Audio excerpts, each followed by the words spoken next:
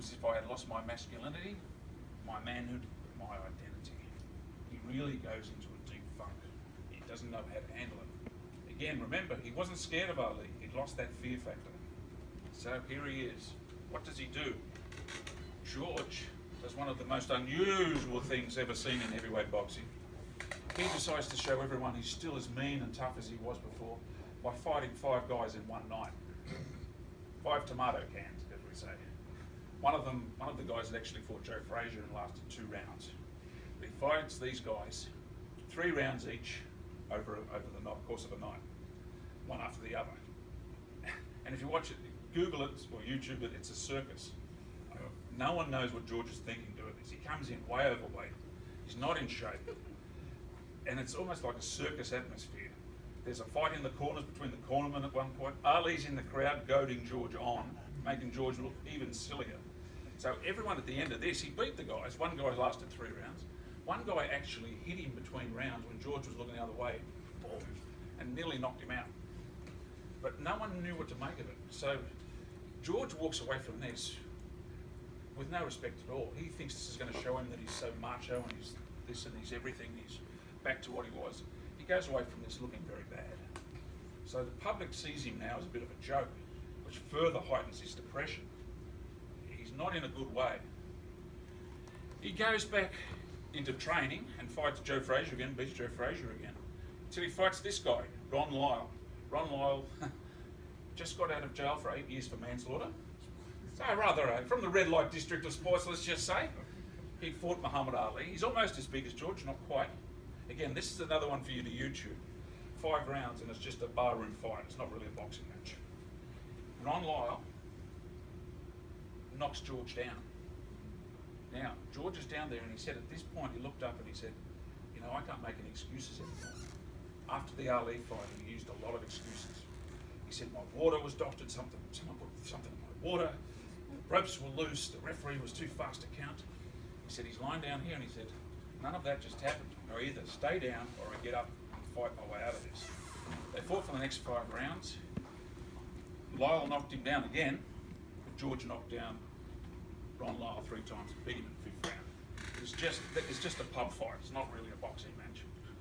So George is trying to get back his #1 contender status. So he keeps fighting. But every so often, there's now the biggest turning point in George's life. The total turning point of his life. Every now and again, in the heavyweight division, is what they call spoilers. People who come along, you don't expect to win, but all of a sudden pull something out. Almost happened to Muhammad Ali. Henry Cooper knocked him down in the 4th round in that fight. It's at the end of the round. If you look at Ali's eyes there, if that had been sooner, it's doubtful if he would have made it. He got up and beat Cooper in the next round, absolutely bloodied him, put him through about 50 stitches in his face. I think we showed that on the previous presentation. There was others, but there was the ultimate, of course, was Buster Douglas, who KO'd Mike Tyson, okay, over 8 rounds. That was a total upset. No one expected that. There's been others through history, Billy Conn versus Joe Louis and so forth. Sometimes they win, as Buster Douglas did. Well, this is a fellow by the name of Jimmy Young, not a particularly big guy, but a very awkward fighting style. Very awkward, would grab a lot, move, keep out of your way. He fought Ali.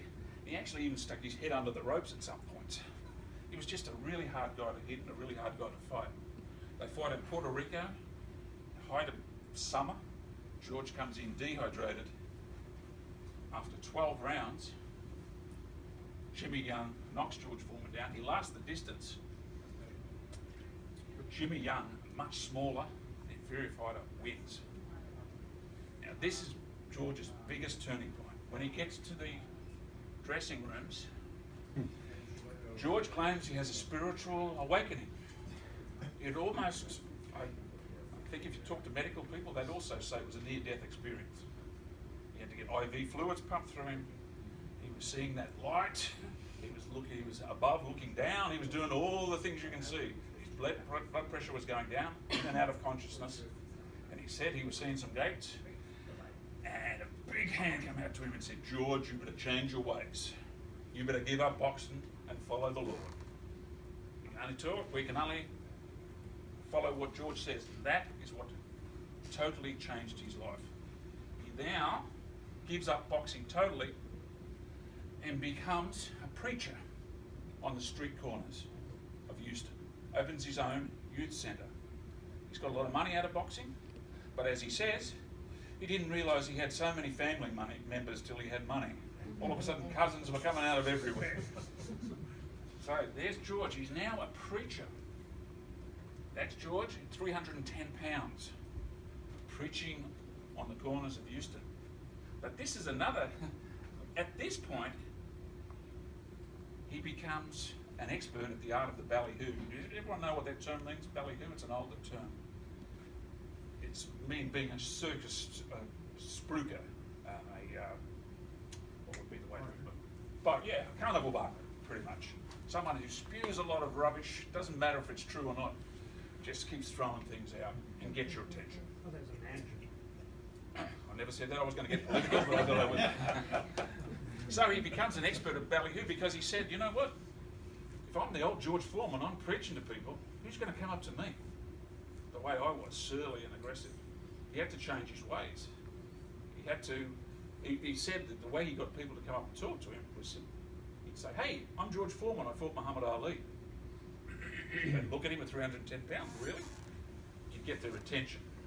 And he knew then that he had to change his ways, and he was actually finding he liked talking to people. That surly, aggressive stuff, he said, it's out the window, I'm enjoying this. He's enjoying being a preacher. But with all the hangers-on and everything, he's not earning any income, he's taking some donations. He runs out of money. The well runs dry. So what does he do? What can he do to possibly make that well run again? He only knows boxing. So he makes a comeback in 1987 at 38 years of age. Okay? Mike Tyson's the champion, and he really thinks at some point Mike Tyson's going to be another Joe Frazier. If I land one punch on this guy, I can still knock him out. You can see he's a vastly different body shape to what he was in 1969 to 77. And I would suggest in that photo he's probably holding his stomach in quite a bit as well. Okay, he's quite different. Now, at this point too, he uses that art of the ballyhoo to promote himself and follow his own way too, because people are saying, George, you've got to return to what you were, 69, 77. You've got to get from 310 pounds to 220. He says, I'm not getting down there. I'm a big, powerful man. I like my Baskin Robbins. In fact, I've got my Baskin Robbins in my burgers, and I'm going to eat like I want, and I'm going to fight and still be a champion. So he knew the art of the ballyhoo. So he starts fighting again, fights a lot of tomato cans, so not very good fighters, KOs most of them. And people wonder, is he really serious about this? Well, they find out when he fights him, fellow, look at George's hand there, man. My goodness, the size of the knuckles. But he's fighting a fellow by the name of Jerry Cooney. Jerry Cooney was previously called the Great White Hope. He'd come out to fight Larry Holmes and got destroyed by Larry Holmes, who was the champion at the time. But he was still a dangerous puncher and a lethal left hook. So he's going to fight George. Now, Jerry's not a top contender at this point, but still considered very dangerous. And he actually lands a left hook on George, but doesn't put George down. Here's what happens.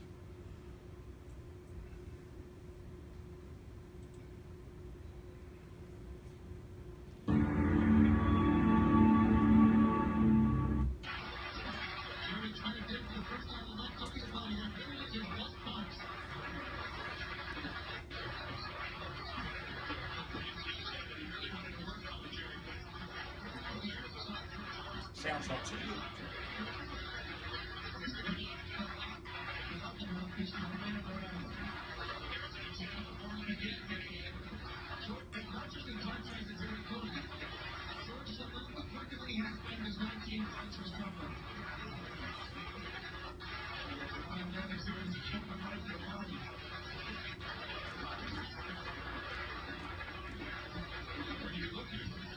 See, George doesn't mind hitting low too.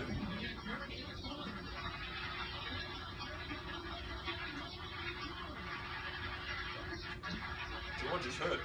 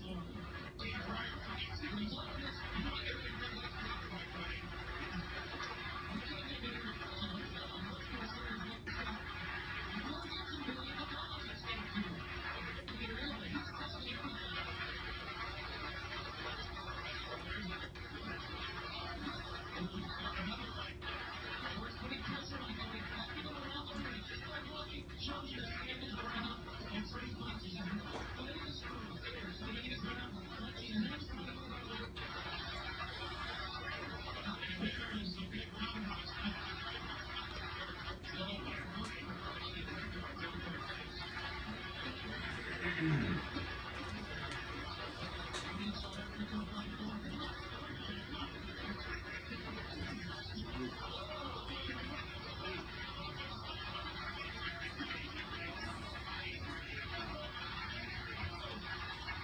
down, young fella, stay down.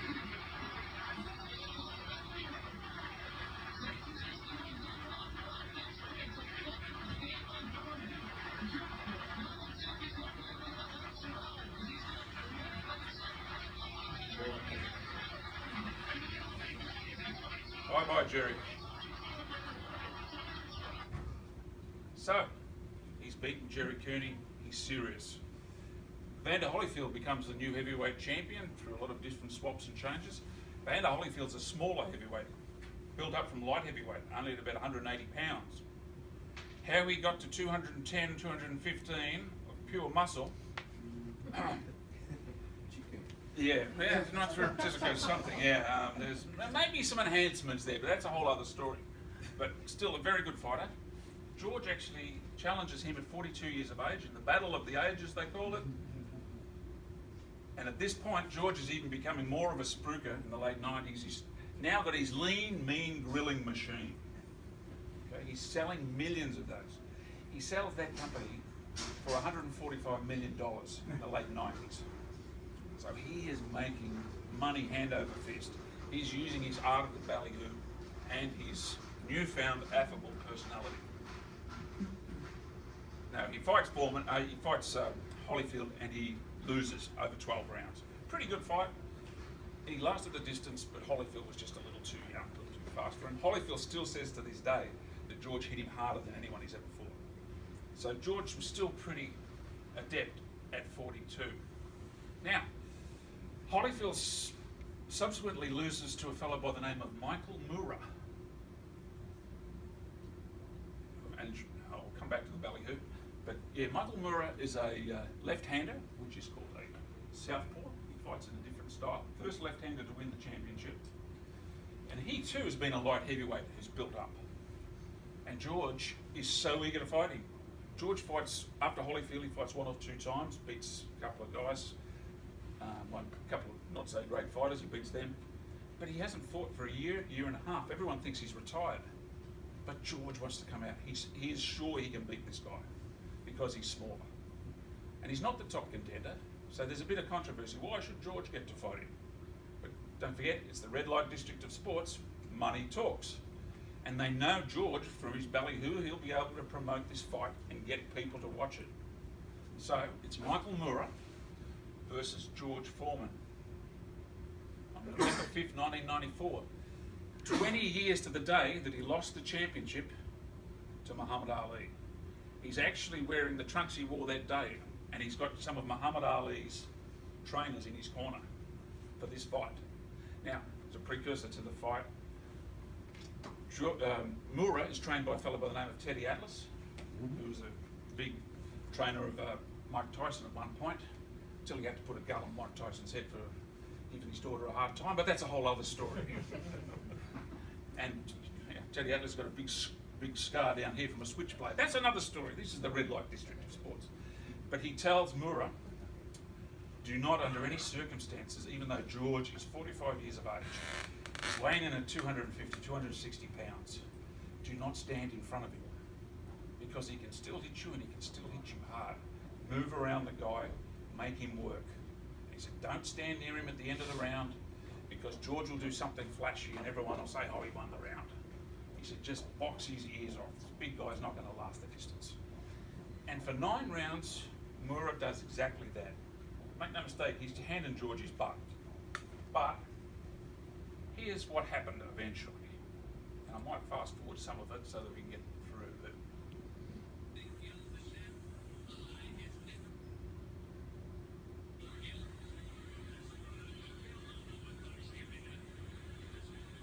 He was really outboxing George, moving around him.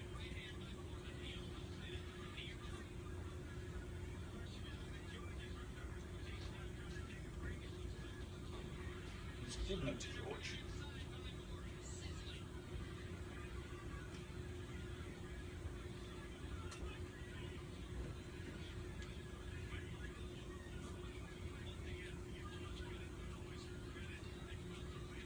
peppering him with jabs. And he's a left-handed. George is not used to fighting left-handers.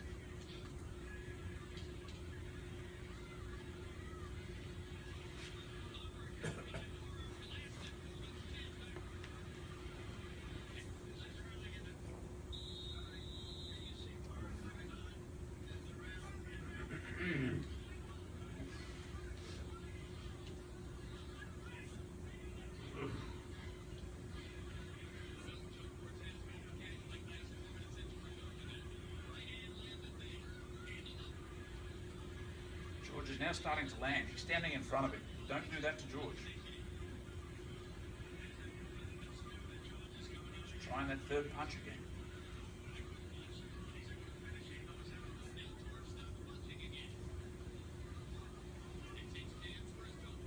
There's one that hurts him. Sets him up. Sets him up again.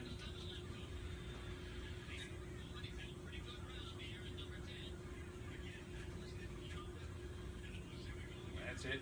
Watch this. Boom.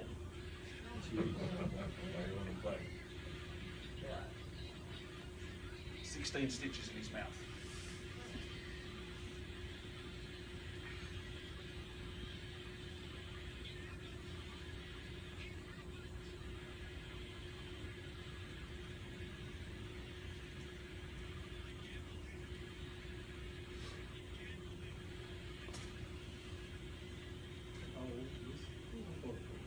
Watch this. Strong rounder, right?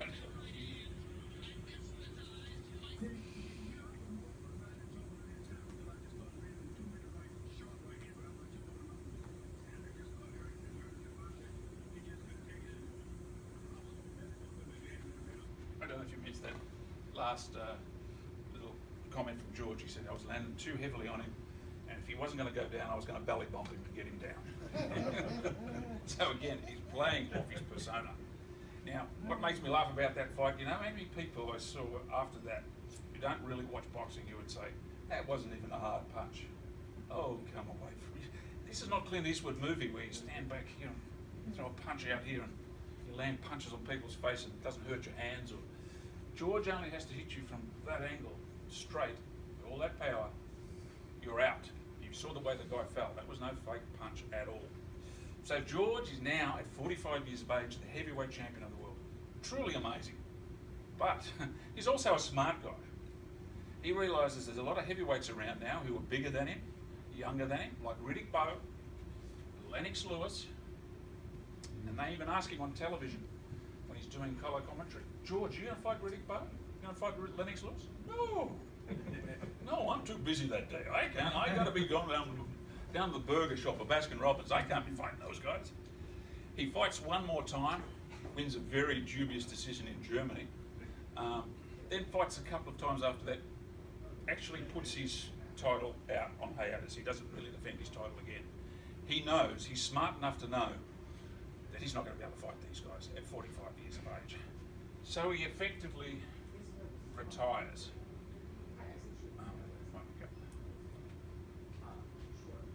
Okay, so he retires and he becomes a very successful entrepreneur.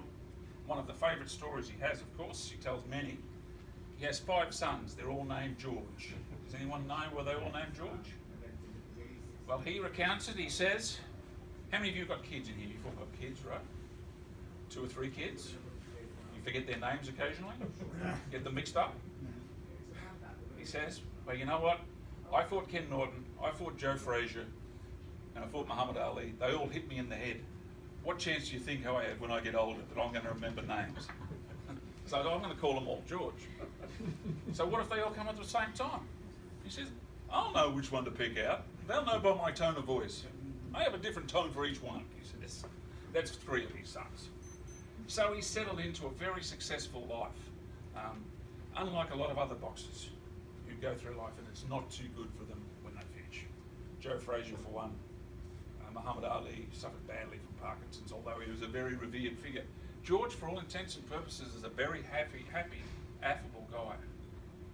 Where does he sit in terms, in my opinion, in terms of great heavyweight champions?